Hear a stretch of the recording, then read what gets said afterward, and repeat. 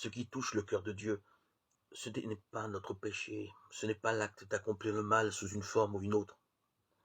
Ce n'est pas non plus notre vertu, là où nous nous sentons forts pour lui.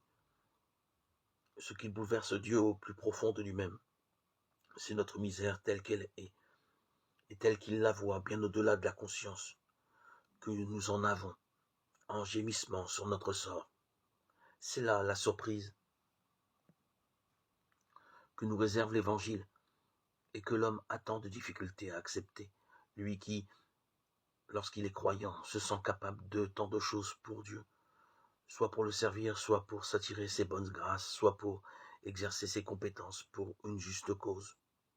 Bien sûr, cela n'est pas mauvais en soi, mais comporte le redoutable inconvénient d'offrir une facilité redoutable à détourner les yeux de cette détresse, la nôtre, celle d'autrui, qui bouleverse le cœur de Dieu, une détresse ou une misère que nous sommes invités par sa grâce à lui donner comme s'il s'agissait d'un cadeau inestimable. Nous refusons trop souvent ce cadeau qu'il convoite, pourtant d'une convoitise d'amour, pensant faussement qu'il préfère ou n'attend de nous que des œuvres bonnes.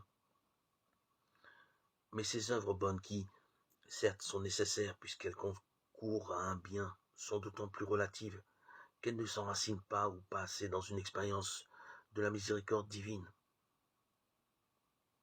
Qu'est-ce à dire? Dieu s'intéresserait plus à la misère de l'homme qu'à ce que ce dernier peut et veut faire pour lui? La réponse est oui, absolument. Et elle peut nous scandaliser si nous n'avons pas suffisamment pénétré cette miséricorde. C'est cependant la pure vérité de l'Évangile.